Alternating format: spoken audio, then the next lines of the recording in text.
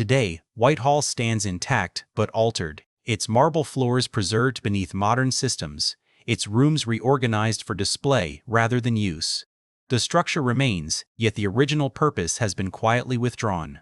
What survives is not the estate itself, but an interpretation of it. A shell curated for observation, no longer shaped by power, ritual, or necessity.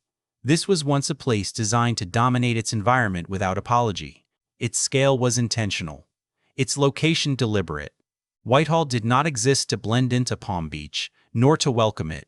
It existed to impose an order, architectural, social, and economic, on a coastline still uncertain of its role in American life. Every corridor assumed permanence. Every facade presumed continuity. That assumption did not fail overnight. It eroded slowly, through shifts that appeared practical at the time. Maintenance replaced ambition. Preservation replaced command. What had been a functioning instrument of influence became an artifact of it. The transformation was framed as rescue, yet something essential was lost in the process. Whitehall matters because it reveals how American elite power once thought about itself, not as temporary success, but as inheritance made physical. Its story is not about extravagance, nor about a single family. It is about how institutions of wealth are built to outlast their creators, and what happens when the world they were designed to rule no longer exists. This is not the story of a mansion preserved. It is the story of an idea that could not be. Whitehall still stands on the edge of Palm Beach, composed, symmetrical, and intact. Its limestone facade holds the same posture it always has, formal, elevated, resistant to improvisation. From a distance, it appears unchanged. But proximity reveals a different condition. The house no longer governs its own space. It exists within layers of regulation, interpretation, and protection that have replaced the authority it once exercised naturally. What survives today is structure without command. The rooms are preserved, yet they are no longer decisive. Circulation follows approved paths. Access is managed. Silence is maintained not by expectation, but by signage and supervision. The building has not been abandoned, it has been stabilized. That distinction matters. Stabilization suggests care, but it also implies arrest. Movement has been halted to prevent further loss, even if that means preventing function altogether. Whitehall was designed as an instrument, not an exhibit. Its original authority came from use, from being occupied by people who assumed the right to command space, labor, and attention. Today, that assumption has been removed. The house is governed externally by preservation standards, insurance requirements, visitor flow, and institutional oversight. These systems protect the structure while neutralizing its original purpose. The result is a body kept alive after the mind that directed it has gone. This condition did not emerge from neglect. It emerged from intervention. Each alteration was justified as necessary. Climate control was introduced to preserve surfaces. Structural reinforcements were added to ensure longevity. Original layouts were modified to accommodate new expectations of safety and access. None of these changes were dramatic in isolation. Together, they rewrote the relationship between the house and the world around it. The shift from authority to preservation also changed time itself inside Whitehall. The house once operated on cycles, seasons of occupation, rhythms of labor, moments of arrival and withdrawal. Today, time is flattened. The rooms exist in a perpetual present, curated to represent a generalized past rather than a lived one. Objects remain, but their urgency has been removed. They no longer respond to need, only to interpretation. In this state, Whitehall is neither private nor fully public. It occupies an institutional middle ground where its meaning must be explained rather than assumed. Authority has been replaced by context. What once signaled power through scale and certainty now requires plaques, guides, and documentation. The building has become legible, but less sovereign.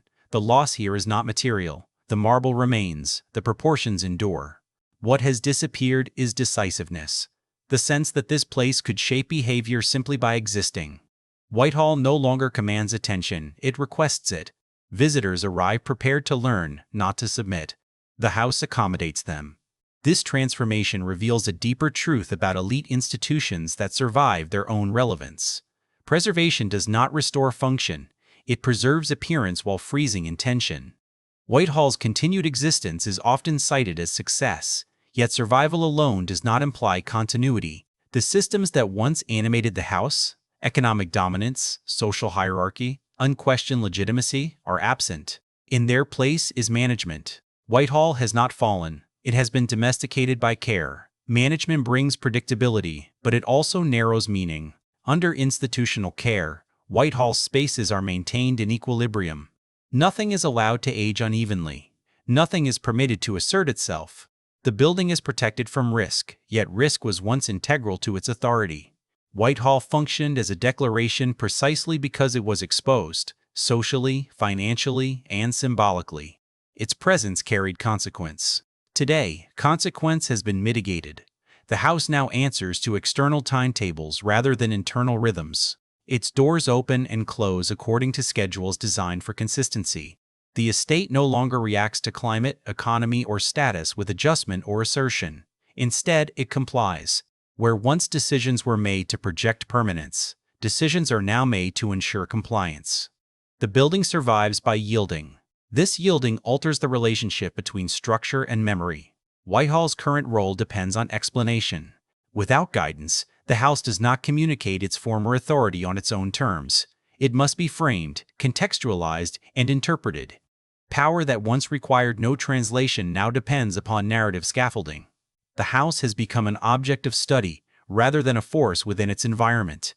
Such transformation produces a subtle quiet, not the silence of abandonment, but the silence of containment. The rooms are orderly, the surfaces are immaculate, yet there is no sense of anticipation. Whitehall no longer waits for anything.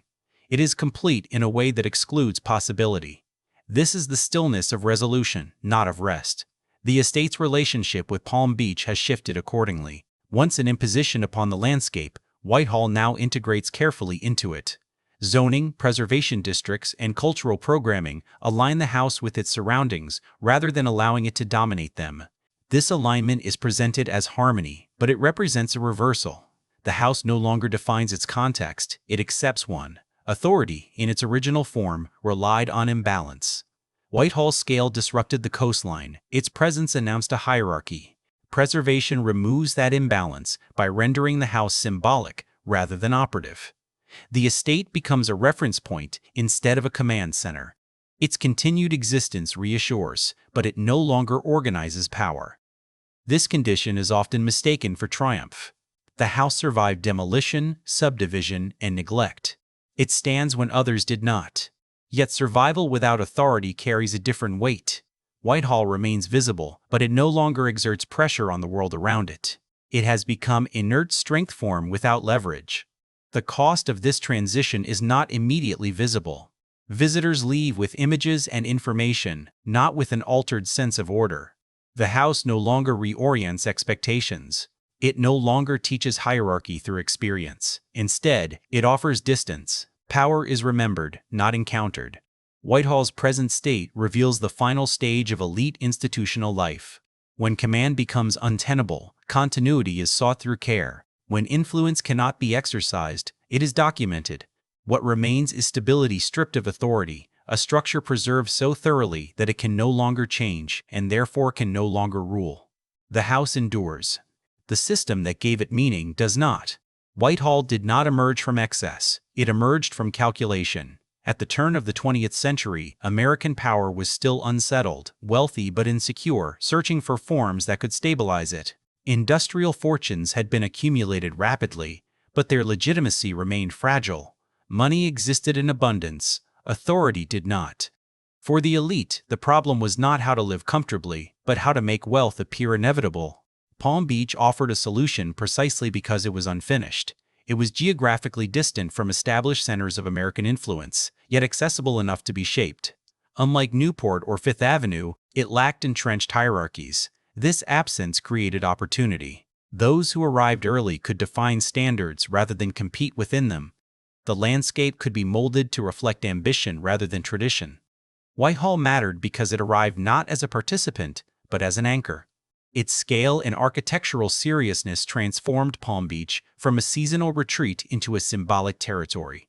The estate imposed expectations on its surroundings. Infrastructure followed it. Social rituals reorganized around it. The house did not merely occupy Palm Beach, it stabilized it as a legitimate site of elite power. Within the logic of the Gilded Age, such houses functioned as institutional extensions of economic dominance. They were not retreats from industry, but complements to it. While factories generated wealth, estates translated that wealth into permanence. They demonstrated that capital could produce order, taste, and continuity.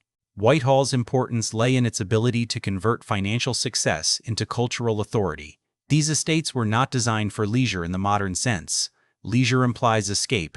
Whitehall was not an escape, it was a stage. Every gathering, every season, every arrangement reinforced hierarchy. The house operated as a controlled environment where alliances were reinforced and legitimacy rehearsed. Its purpose was not rest, but recognition. Palm Beach amplified dysfunction by offering contrast. The climate, the light, the openness, all worked to distance elite life from the industrial conditions that produced it. Yet the distance was strategic, not evasive. Whitehall stood as proof that American wealth could create refinement without European permission. Its architectural language borrowed from older forms, but its assertion was distinctly American. The estate's visibility mattered. Whitehall was meant to be seen, not casually, but deliberately. Arrival itself carried meaning. The approach signaled entry into a system governed by different rules. Inside, scale replaced intimacy. Proportion replaced comfort. These choices communicated authority through experience rather than explanation. In this context, Whitehall became a reference point. It was not merely one estate among many, but a benchmark. Other houses aligned themselves in response, either by imitation or contrast.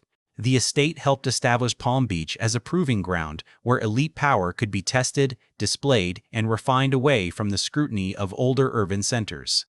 What mattered most was not extravagance, but control. Whitehall demonstrated that American wealth could produce coherence. It suggested that money, properly disciplined, could construct institutions capable of lasting beyond individual lives. This was the promise the house embodied, not excess, but order. That promise depended on repetition. Authority was not established through a single season or spectacle, but through sustained presence. Whitehall mattered because it returned year after year, reinforcing the idea that elite life could be cyclical rather than improvised. The house normalized permanence in a nation still defined by movement. Its regular occupation converted novelty into expectation. The estate also mattered because it redefined visibility. Unlike urban residences designed to signal power through proximity, Whitehall asserted influence through distance. Its separation from financial centers was intentional. Palm Beach became a space where wealth could be observed without appearing transactional. Power here was presented as cultural fact rather than economic activity. This reframing had consequences. Whitehall helped legitimize a form of American authority that did not rely on public office or inherited titles.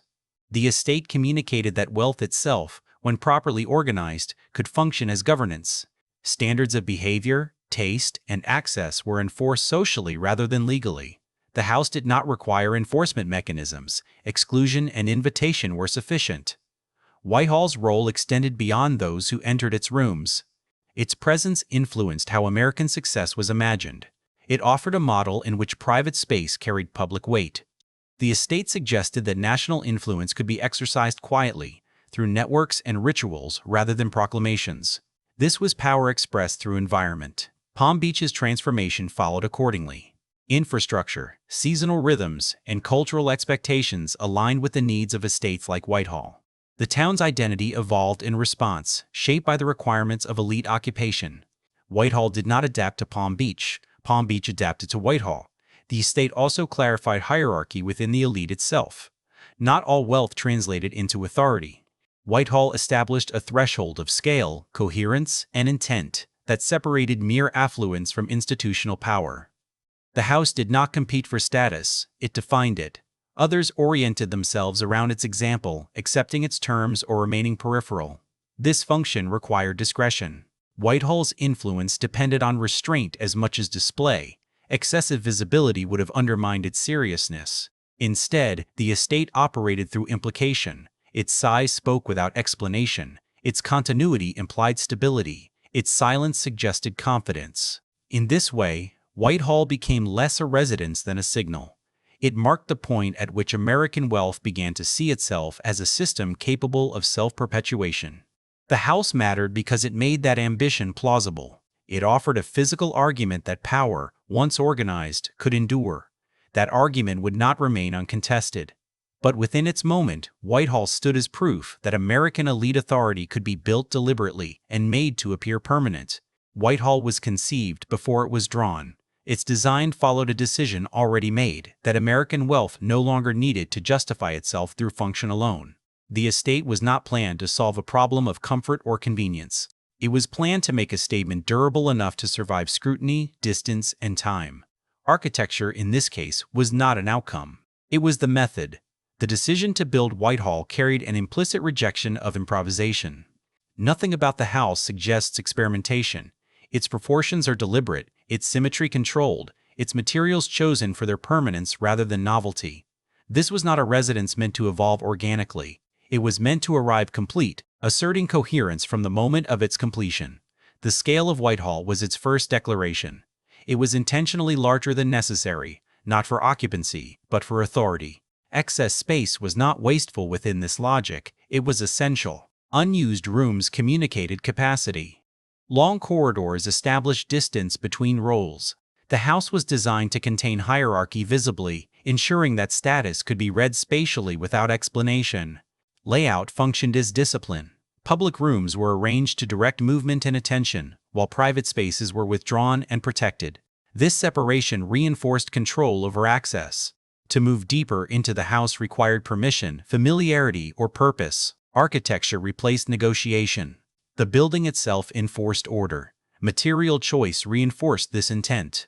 Stone, marble, and heavy ornamentation were not aesthetic indulgences. They were claims of endurance. These materials resisted both weather and reinterpretation. Whitehall was built to age slowly, to remain visually authoritative even as cultural conditions shifted. Its surfaces discouraged intimacy. They invited observation, not adaptation.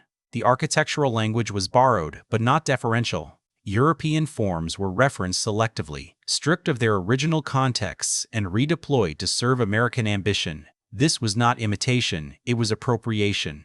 The house communicated that American wealth could command tradition without inheriting it. Whitehall did not ask for lineage. It constructed its own. Construction itself was treated as an extension of this ideology. Speed was irrelevant.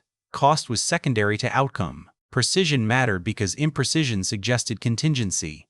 Whitehall was built to appear inevitable, as if it had always belonged on that coastline. The process favored certainty over efficiency. Nothing about the house suggests compromise. Where restraint appears, it is calculated. Where ornament appears, it is controlled.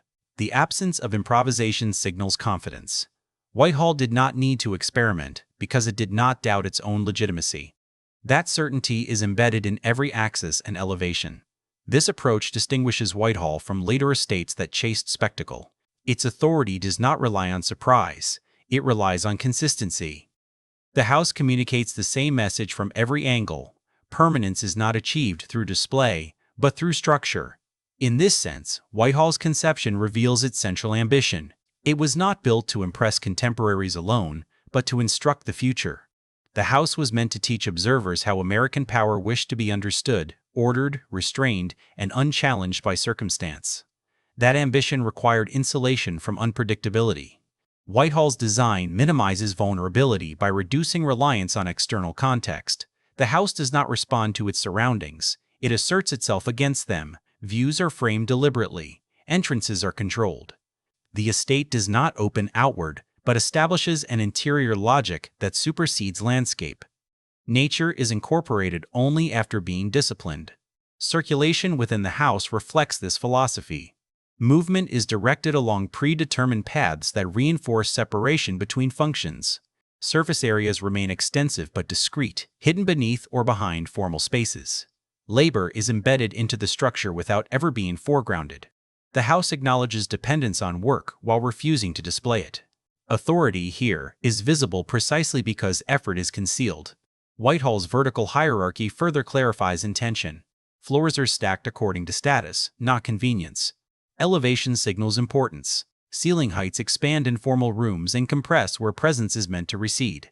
The building teaches hierarchy through bodily experience. Occupants feel status before they are told it exists. The estate's massing also resists fragmentation. Whitehall presents itself as a single, unified body rather than an assemblage of parts. This unity communicates control. There is no suggestion of expansion or modification. The house appears finished, resolved, and uninterested in dialogue. Its authority depends on this finality. Construction choices reinforce that message. Materials were selected not only for durability, but for resistance to reinterpretation. Ornamentation is integrated rather than applied. Removal would damage coherence. This discourages adaptation and ensures continuity. Whitehall was built to be difficult to change, both physically and symbolically. This resistance extends to scale in relation to human presence. The house does not accommodate informality easily. Furniture, room dimensions, and sightlines impose formality even in moments of rest. Comfort is secondary to order. Whitehall was not intended to soften those within it, it was intended to shape them. The absence of visible economy is deliberate. Whitehall does not reveal how it was paid for. There are no gestures toward efficiency or restraint. This concealment reinforces the impression that resources are infinite, or at least irrelevant. The house denies the conditions of its own creation, presenting itself as detached from contingency. Through these choices, Whitehall transforms architecture into argument. It asserts that American power can be engineered with the same precision as its buildings. That wealth, once disciplined, can produce systems that endure. The house is not expressive, it is declarative. By the time construction concluded, Whitehall had already fulfilled its primary function. It stood as evidence that American elite ambition could materialize itself without apology. The building did not need to prove its worth through use. Its existence alone was the proof. Whitehall did not operate through improvisation. Its authority depended on routine, repetition, and an internal order that functioned regardless of who occupied the rooms. The house was not animated by personality, it was animated by system. Every day followed patterns established long before arrival and maintained long after departure. This predictability was not accidental, it was essential. The estate functioned as a closed environment with clearly defined roles. Staff hierarchies were rigid, layered, and deliberately impersonal. Individual identity mattered less than position. Authority flowed downward through structure rather than instruction. Each role existed in relation to others, creating a self-reinforcing order that required minimal intervention from those at the top. Labor was continuous but largely invisible. Movement occurred through service corridors and secondary staircases designed to minimize overlap with formal spaces. This separation was not merely practical, it was ideological. The system ensured that effort never disrupted authority. Work was omnipresent, yet carefully concealed. The smoothness of daily life depended on this concealment. Timing governed everything.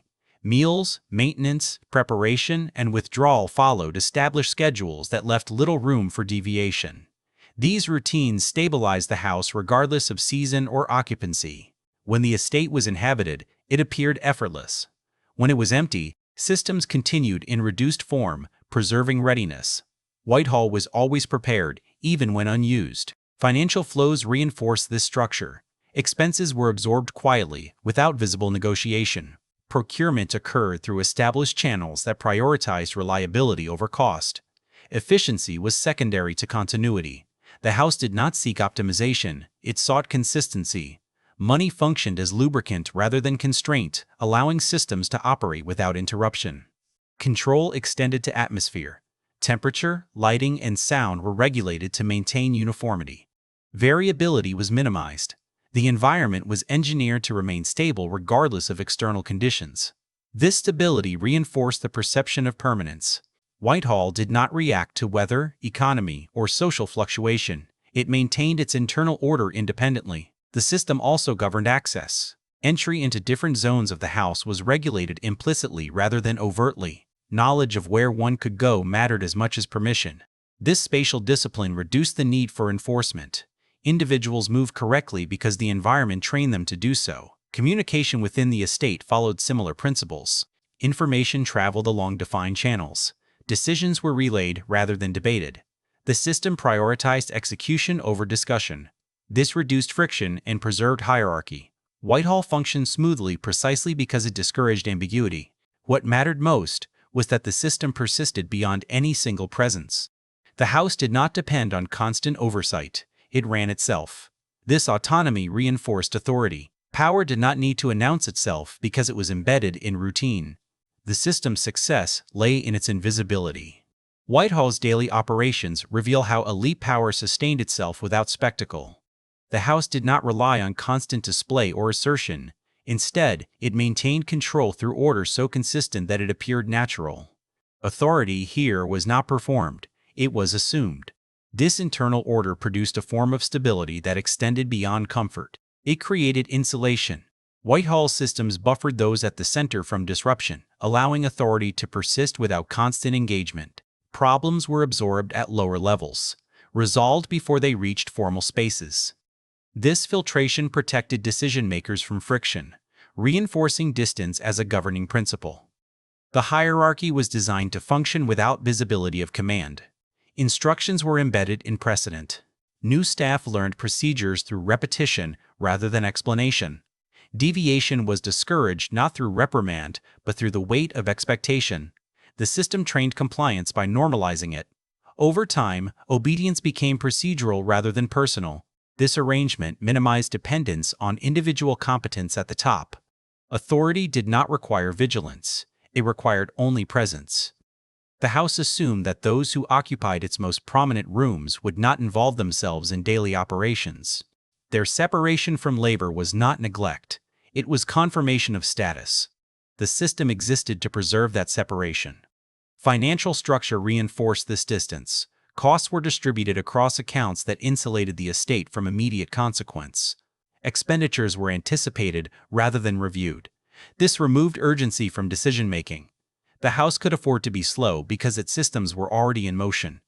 Time, here, favored continuity over reaction. The estate's capacity to function independently also shaped behavior within it. Staff internalized the rhythms of the house to the point where absence did not interrupt order. Seasonal transitions were managed without announcement. Preparation preceded arrival. Restoration followed departure. Whitehall was always in the process of becoming ready, even when no one was expected. This constancy created an atmosphere of inevitability. Nothing felt provisional. Every action appeared justified by precedent. The house communicated that it had always operated this way and would continue to do so. This perception discouraged questioning. Systems that appear permanent are rarely challenged, yet this strength contained a limitation.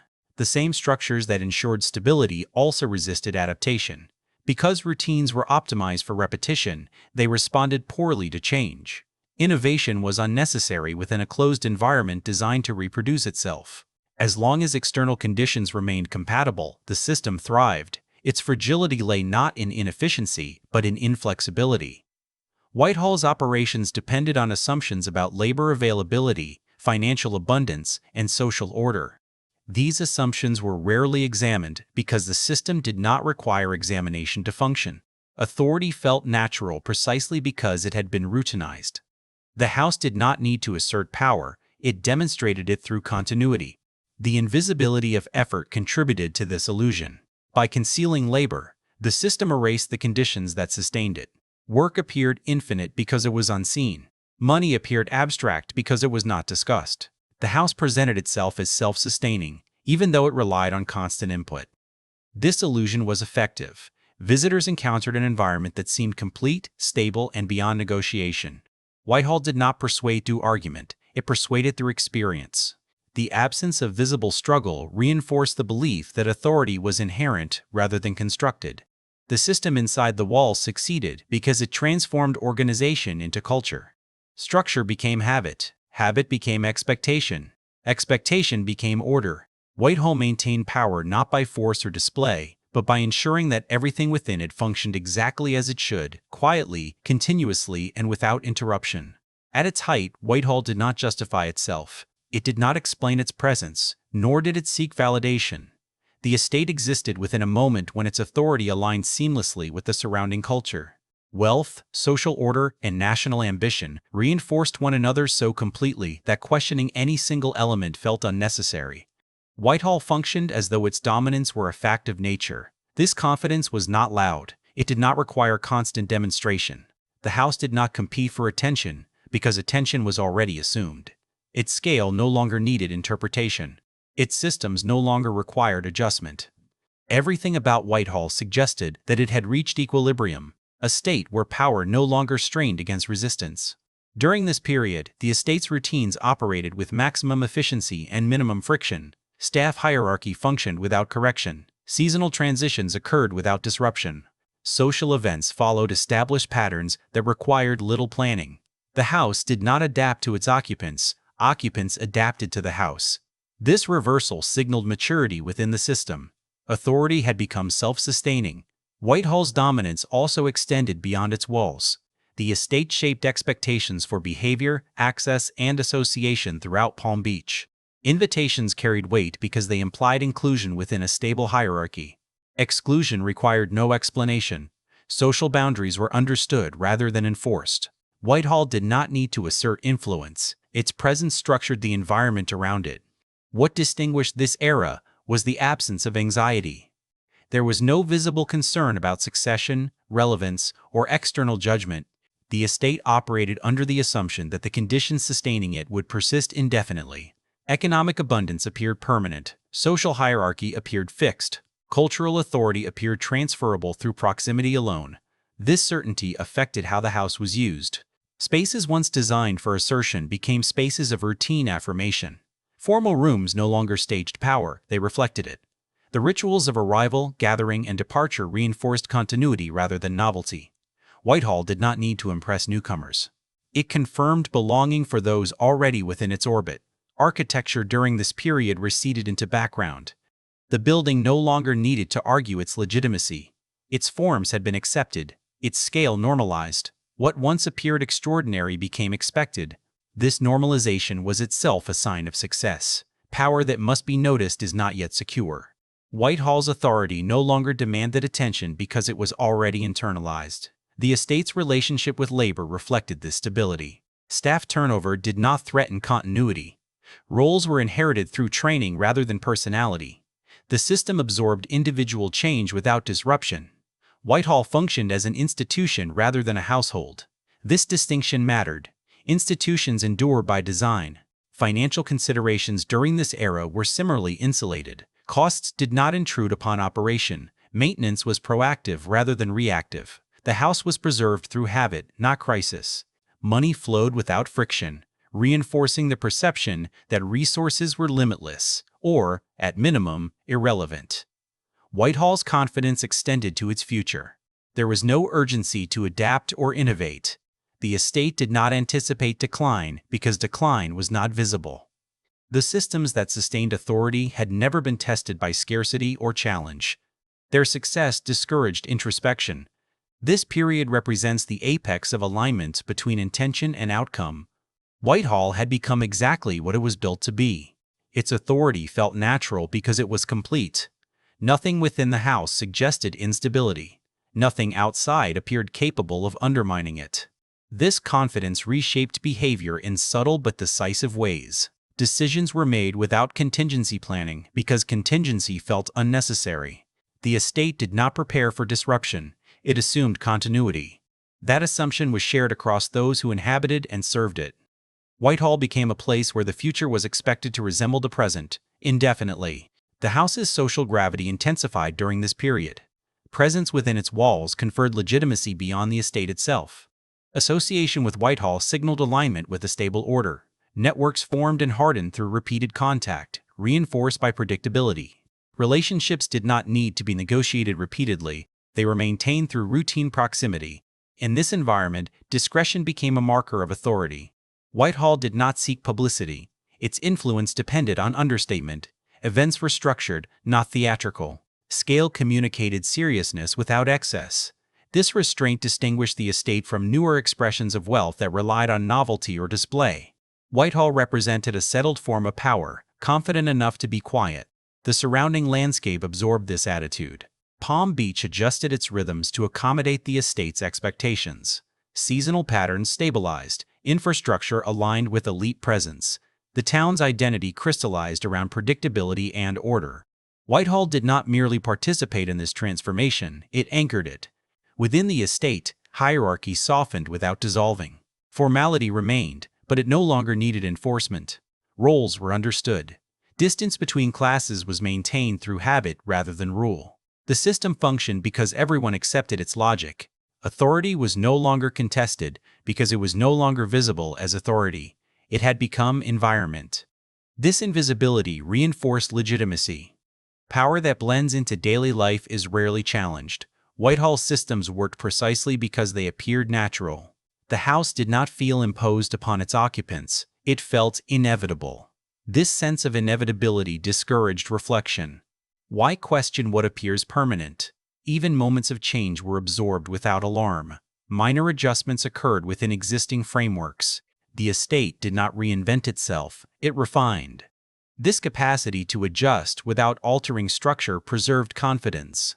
Whitehall could respond without conceding vulnerability. The absence of pressure during this era is significant. External criticism did not intrude. Economic volatility felt distant. Cultural shifts were slow enough to be ignored. Whitehall existed within a protected zone where authority remained intact.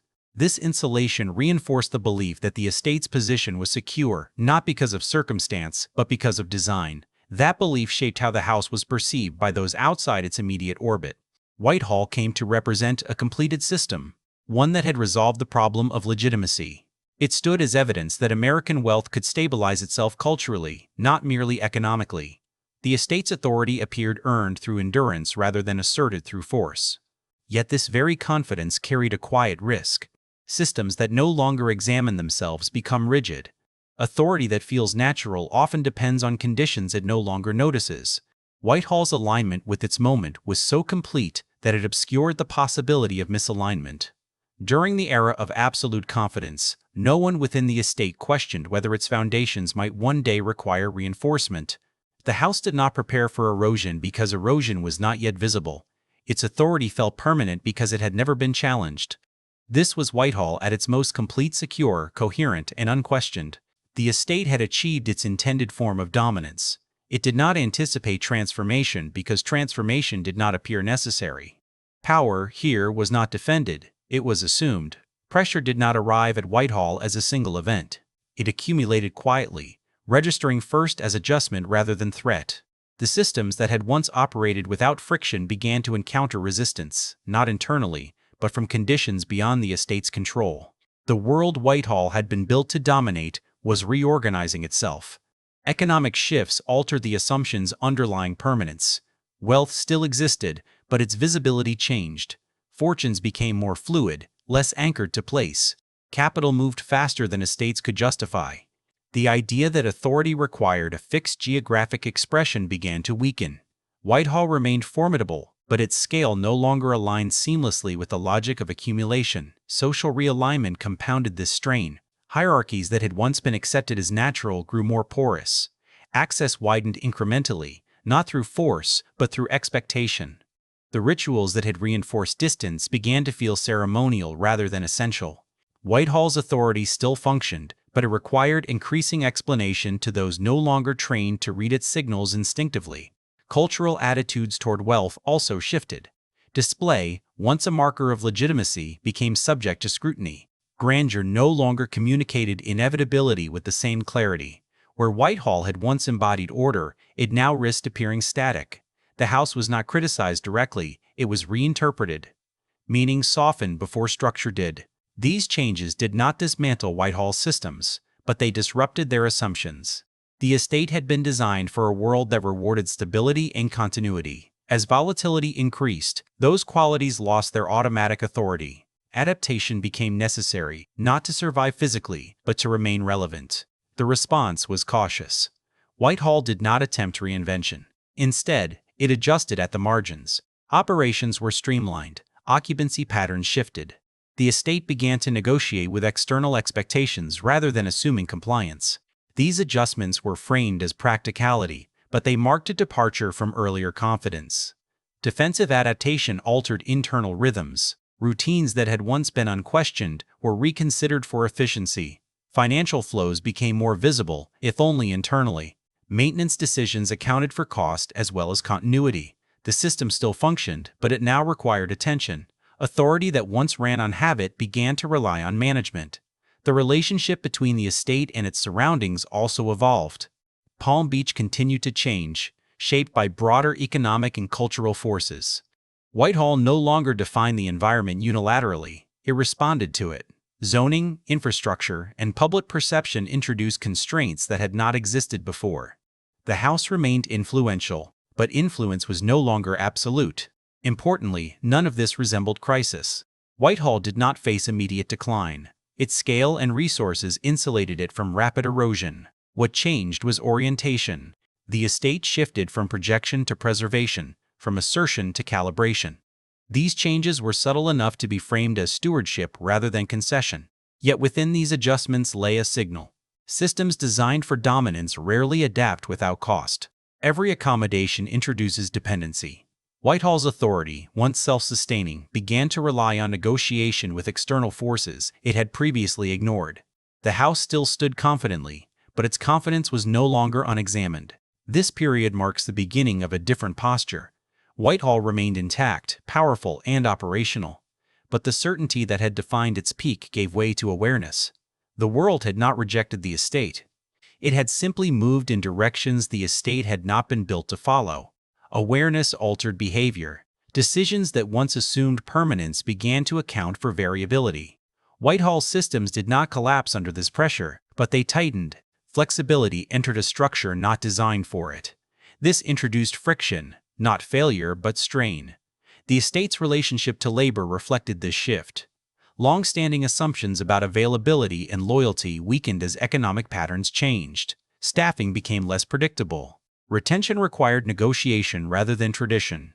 The system absorbed these changes, but the cost was increased oversight. Authority no longer operated invisibly, it required attention.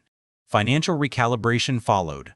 While Whitehall remained insulated from immediate scarcity, expenditures were no longer abstract. Budgeting, once a background function, gained visibility. Maintenance decisions weighed symbolism against practicality. Some routines were reduced, others were consolidated. These were not retreats, but adjustments that signaled a new awareness of limitation. Cultural pressure also reshaped how the estate was perceived. Grandeur, once interpreted as assurance, risked being read as excess. Whitehall's scale remained impressive, but its meaning became unstable. The house could no longer rely on shared assumptions to communicate authority. It existed within a culture increasingly skeptical of inherited legitimacy. This skepticism did not dismantle the estate, but it altered its posture. Whitehall began to emphasize discretion over dominance. Visibility was managed more carefully. The estate's presence was softened rather than projected. This was not humility, it was containment. Authority adapted by becoming less overt. Externally imposed structures reinforced this containment. Regulatory frameworks expanded. Preservation standards, zoning considerations, and public expectations introduced boundaries that did not previously exist. Whitehall accommodated these constraints to maintain continuity. Each accommodation preserved form while reducing autonomy. The estate's internal logic remained intact, but it no longer operated in isolation. External validation became necessary. Approval replaced assumption. The house continued to function, but its authority now passed through filters. This shift marked a fundamental change. Power that once defined terms now negotiated them. These adaptations preserved Whitehall's physical and institutional stability, but they altered its relationship with time. The estate began to look backward as well as forward. Preservation entered the vocabulary. Legacy became a consideration. These concepts implied durability, but also finitude. Whitehall started to imagine an end state, even if it did not name it. The cumulative effect of these pressures was not collapse, but compression. Whitehall's authority occupied less space. Its systems required more justification. The house remained formidable, yet increasingly aware of its own boundaries. This awareness did not weaken the estate immediately, it reshaped it. Pressure did not defeat Whitehall, it redirected it. The estate's adaptations were rational, controlled, and effective in the short term. But adaptation alters identity. Systems built for dominance can survive by becoming defensive, yet in doing so they change the very conditions that once made them powerful. By the end of this period, Whitehall still stood with confidence. Its operations continued, its presence remained significant, but the unquestioned alignment between house, culture, and power had dissolved. The estate had entered a phase where survival depended not on assumption but on adjustment. The shift did not announce itself as abandonment. It arrived under the language of care. Stewardship remained the stated goal, but its meaning narrowed. Where the estate had once been maintained to sustain authority, it was now maintained to prevent loss. This distinction reshaped every decision. Whitehall was no longer asked what it could do, only what it required to remain intact. Ownership priorities changed accordingly. Long-term vision gave way to manageability. Decisions favored reduction over complexity, predictability over capacity. The house was no longer treated as a living system that generated meaning through use. It was treated as an asset whose primary obligation was endurance. Survival replaced function as the organizing principle. This recalibration altered the estate's internal logic. Systems designed for continuous occupation were scaled back. Routines that once anticipated activity now assumed absence. Staff structures flattened. Specialized roles disappeared or merged. What remained was sufficient for upkeep, not for operation. The house could be preserved without being fully inhabited. Maintenance became the dominant activity. Climate control, structural monitoring, and surface conservation took precedence over lived experience. These efforts were necessary, but they reoriented the estate inward. Whitehall began to exist for itself rather than for the system it once supported. The house turned from outward projection to internal preservation. Financial flows reflected this change. Resources were allocated defensively. Budgets emphasized containment rather than cultivation. Investments sought to stabilize rather than extend. Every decision asked how little could be done without risking deterioration. This logic rewarded minimalism even as it preserved scale. The estate remained large, but its operational ambition contracted. The language surrounding Whitehall shifted as well. Terms like legacy, heritage, and protection replaced those of authority and continuity. These words implied value, but they also implied conclusion. Legacy exists only when a system has stopped producing itself. Preservation assumes that what is being protected no longer functions as intended. Extraction did not mean exploitation in the conventional sense. It meant drawing value from the estate without reinvesting in its generative capacity. Whitehall continued to offer symbolism, visibility, and cultural capital. These outputs remained useful. But the systems that once renewed the house's authority through daily operation were no longer sustained. Use was replaced by display. This process hollowed the estate gradually. Rooms remained furnished but underutilized. Spaces designed for interaction became static. The architecture still communicated scale, but it no longer shaped behavior. Whitehall's internal life slowed to a point where change became risk rather than necessity. The house was safest when nothing happened. Stewardship, in its earlier form, had assumed responsibility for continuity. It accepted complexity as a requirement of authority. Extraction simplified that responsibility. It preserved surfaces while allowing systems to atrophy. This simplification was framed as efficiency, but it altered the estate's relationship with time. Whitehall began to exist in a prolonged present, maintained rather than lived. The consequences were subtle but cumulative. Without regular use, spaces lost specificity, functions blurred. The house's internal logic weakened as fewer people understood how it once operated. Knowledge that had been transmitted through routine became archival. Whitehall's authority was no longer reproduced, it was remembered. This phase did not diminish the estate's appearance. Whitehall remained impressive, stable, and intact. What changed was density of purpose. The house continued to stand, but it no longer organized life around it. Its systems persisted in reduced form, sufficient to maintain structure but insufficient to sustain authority. As maintenance replaced use, Whitehall's internal systems lost their reason to coordinate. What remained functioned independently rather than collectively. Climate systems operated without regard to occupation. Security existed without social hierarchy. Conservation occurred without ritual. The estate became a collection of managed components rather than an integrated organism. This fragmentation altered responsibility. Stewardship had once implied judgment decisions made in relation to the house's role within a larger system of power. Extraction reduced judgment to protocol. Actions followed guidelines rather than intention. Preservation standards dictated outcomes. Whitehall was no longer interpreted, it was serviced. The house's relationship to labor reflected this shift. Remaining staff were oriented toward prevention rather than preparation. Their work focused on avoiding deterioration, not enabling activity. Expertise narrowed. Where roles had once required contextual understanding, they now required technical compliance. Knowledge of why systems existed became less relevant than knowledge of how to maintain them. Time inside the estate changed accordingly. Without cycles of use, there was no anticipation. Rooms no longer prepared for arrival, they remained perpetually ready, which is to say, perpetually unused. This readiness eliminated urgency. Whitehall existed in suspension, protected from both decay and purpose. The estate's material preservation concealed this loss effectively. Surfaces remained polished. Structure remained sound. Visitors encountered continuity where function had disappeared. The success of extraction lay in its subtlety. By preserving appearance, it delayed recognition of internal absence. Whitehall still looked complete, yet absence reshaped the building's meaning. Architecture designed to impose order became architecture curated for observation. Movement was controlled not to reinforce hierarchy, but to protect surfaces.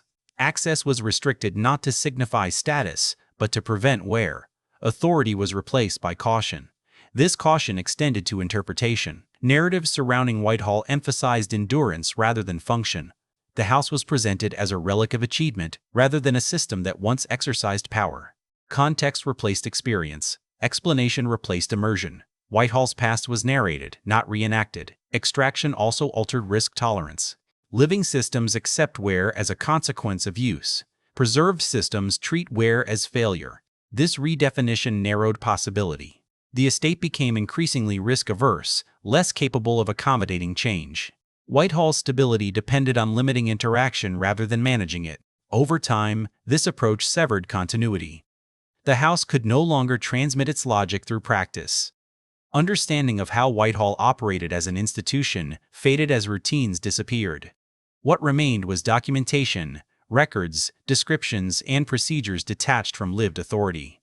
The estate still generated value, but of a different kind.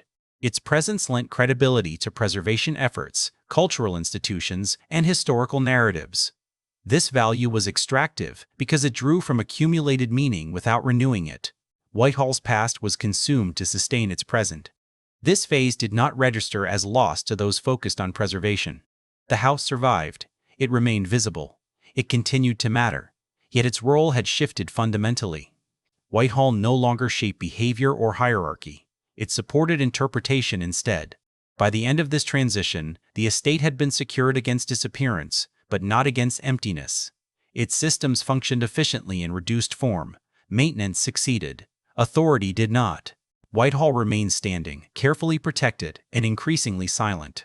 Whitehall's endurance is unmistakable. Its walls remain upright, its surfaces intact, its silhouette unchanged against the Palm Beach landscape. Yet endurance alone no longer defines its significance. The estate survives, but it no longer directs.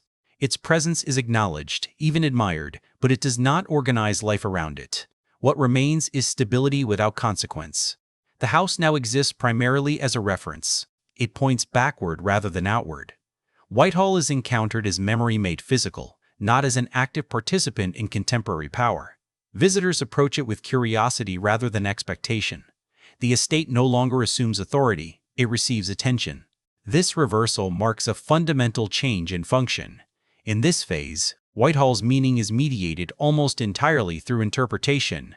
Context replaces experience. The house no longer teaches hierarchy through movement or routine. It explains hierarchy through narrative. Authority that once shaped behavior now requires explanation to be understood at all. The estate has become legible, but not directive. The narrowing of role affects how space is used. Rooms are preserved for observation rather than occupation. Circulation is designed to minimize impact rather than reinforce order. Boundaries exist to protect materials, not to signal status. The architecture still communicates scale, but scale no longer translates into command. The house is impressive, but passive. This passivity alters the relationship between the estate and its surroundings. Whitehall no longer anchors Palm Beach's rhythms. It exists alongside them. The town has moved beyond dependence on the house's presence. Economic and social activity no longer orient themselves in response to its cycles. Whitehall is part of the landscape, not its organizing principle. The estate's survival is often framed as success. It escaped demolition, subdivision, and neglect. Yet survival without purpose introduces a quieter form of loss. Systems built to exercise influence are diminished when influence is no longer required. Whitehall's continued existence does not restore its original function, it confirms its absence. The house's stability masks this incompleteness. Preservation gives the appearance of wholeness. Materials endure, proportions remain coherent, but the estate no longer generates meaning through use. Its authority is no longer reproduced, it is recalled. This distinction separates living institutions from preserved ones. Whitehall's current condition also reshapes engagement. Visitors do not submit to the house, they observe it. They are not oriented by its hierarchy, they are informed about it. The experience is contained, finite, and reversible. No lasting obligation is imposed. The estate leaves impressions, not expectations. This shift removes pressure from the building. Whitehall no longer carries the burden of relevance. It does not need to adapt or compete. Its survival depends on care rather than command. This safety ensures endurance, but it also fixes the house in a narrowed identity. Whitehall is protected from loss by being relieved of responsibility. What remains is admiration tempered by distance. The estate is respected as an artifact of ambition, but it does not challenge contemporary structures of power. It occupies cultural space without exerting force. Its presence reassures rather than directs. Whitehall survives by becoming acceptable. This condition feels resolved, but it is incomplete. The house exists in a state that preserves form while excluding function. It is whole in appearance and partial in meaning. Whitehall endures, but it no longer acts. This narrowed existence reshapes the house's relationship with time. Whitehall no longer anticipates the future, it curates the past. Its calendar is defined by preservation cycles rather than social ones. Maintenance schedules replace seasons of occupation. Time moves through the building evenly, without anticipation or aftermath. The house no longer experiences moments, it persists. The estate's authority, once expressed through presence, now resides in designation. Its importance is affirmed by status rather than effect. Labels confer meaning where function once did. Whitehall matters because it is recognized as having mattered. This shift stabilizes its position while distancing it from consequence. Recognition replaces participation. Such survival produces a particular stillness, not decay, but suspension. The house is protected from urgency. Nothing within it demands response. Whitehall does not react to change, it absorbs it without engagement. This neutrality ensures longevity, yet it also erases tension. Without tension, institutions cease to influence. The architecture bears this condition quietly. Spaces designed for convergence now disperse attention. Rooms that once concentrated authority now diffuse it. The house no longer frames interaction, it accommodates observation. Movement through Whitehall is linear and controlled, designed to conclude rather than to continue. Experience is finite by design. This finitude alters memory itself. Whitehall's past is encountered as a closed system. Stories are complete, sequences resolved. The house does not invite reinterpretation through use, it offers conclusion. This containment reassures, but it limits meaning. Institutions that no longer evolve cannot generate new significance. The estate's survival also reveals the limits of preservation as a substitute for continuity. Care can maintain surfaces indefinitely, but it cannot recreate function. Whitehall's systems are intact enough to be displayed, not to be activated. The house survives by refusing to be fully itself. In this state, Whitehall no longer risks failure. It also no longer risks relevance. Its authority has been neutralized in exchange for security. The house is admired because it cannot disrupt. It is safe because it no longer asserts. This exchange defines its modern condition. What survives is not the estate's original role, but a representation of it. Whitehall endures as evidence, not as force. It demonstrates what once was possible, not what remains operative. The house has become a stable endpoint rather than a continuing system. This is survival without purpose, not disappearance, but containment. Whitehall stands preserved, respected, and carefully bounded. Its form remains authoritative. Its function does not. Whitehall's story does not conclude with loss, nor with failure. It concludes with exposure. The estate reveals something fundamental about how American elite power understood itself, and why that understanding could not be sustained indefinitely. Whitehall was not undone by neglect or hostility. It was rendered complete in a world that no longer required what it was built to provide. At its core, Whitehall demonstrates that power is not a static possession. It is a relationship between systems and context. The estate functioned effectively only while its surrounding world reinforced its assumptions about hierarchy, labor, visibility, and legitimacy. When those assumptions weakened, the house remained intact, but its authority could not operate independently of them. This distinction matters. Whitehall was engineered to appear permanent, yet permanence was never its true strength. Its strength lay in alignment. The estate worked because it fit precisely within a cultural and economic moment that rewarded scale, certainty, and separation. Architecture translated wealth into order only because society still accepted that translation. Once that acceptance faded, preservation could maintain form but not function. Whitehall reveals that authority cannot be stored the way buildings can.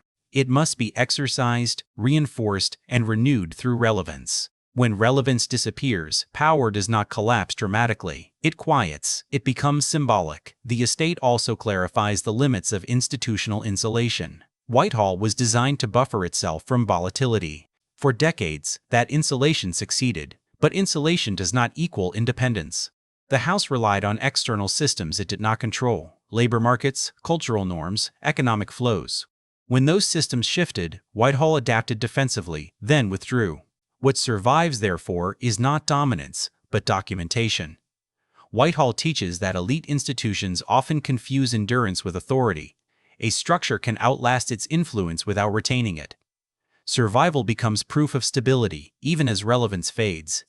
This is not hypocrisy. It is structural inevitability. Whitehall's trajectory also challenges the assumption that decline must be visible to be real. The estate did not decay. It did not fragment. It did not lose coherence. Instead, it lost necessity. The house remained impressive, but nothing depended on it.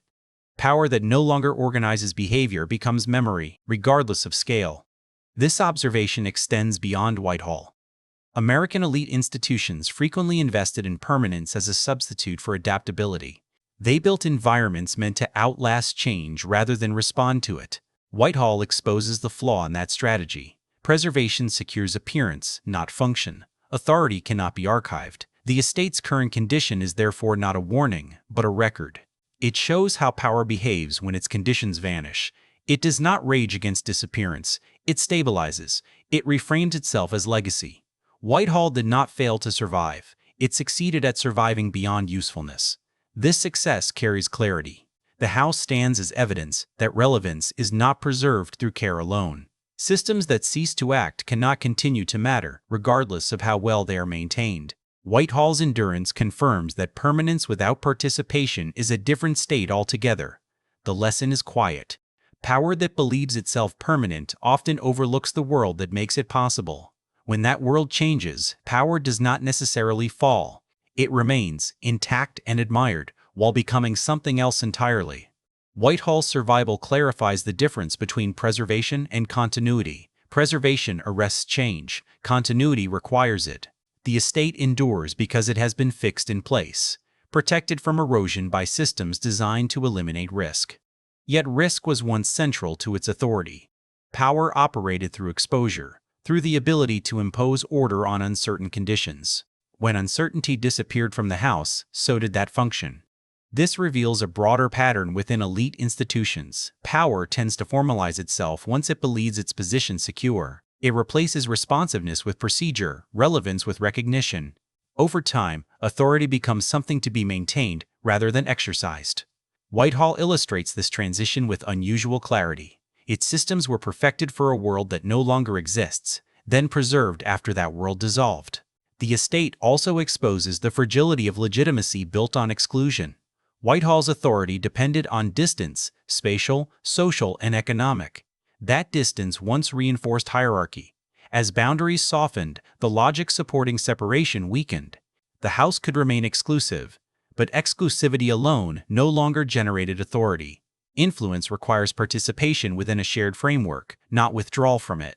Whitehall's present form demonstrates how elite power adapts when participation becomes untenable. It converts itself into reference. It trades command for curation.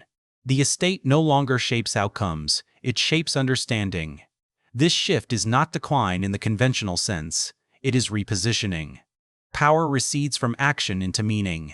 In this state, Whitehall performs a different function. It stabilizes memory. It provides coherence to a narrative of American ambition that might otherwise fragment. The house offers a tangible endpoint to a particular configuration of wealth and authority. It allows that configuration to be observed without being reenacted. This observational role carries value, but it is bounded. Whitehall can illustrate how power once operated, but it cannot demonstrate how power operates now. Its systems no longer interact with contemporary structures of influence. The estate has been removed from the flow of consequence. It exists alongside power, not within it. The distinction is subtle but decisive. Institutions that remain within consequence must adapt continuously, risking error and loss. Institutions that step outside consequence gain stability at the cost of relevance. Whitehall chose stability by necessity. Its form could not be retooled without destroying what made it legible. Preservation became the only viable path. This choice renders the estate complete in a final way. There is no next phase within the system Whitehall represents.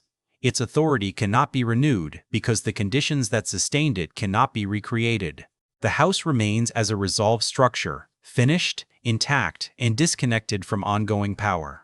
What Whitehall reveals, ultimately, is not a warning or a failure. It reveals a boundary. Power that relies on permanence must continually renegotiate its relationship with change. When that negotiation ends, power does not vanish, it settles. It becomes visible, stable, and contained. Whitehall stands as a record of that settlement, not diminished, not ruined, but concluded. The estate endures as architecture, as memory, as evidence. Its influence, once exercised quietly through routine and order, now exists only through recognition. The house does not ask to be restored to authority. It no longer expects to be. Whitehall remains, complete in its stillness, marking the point where American elite power stopped moving forward and learned how to remain instead.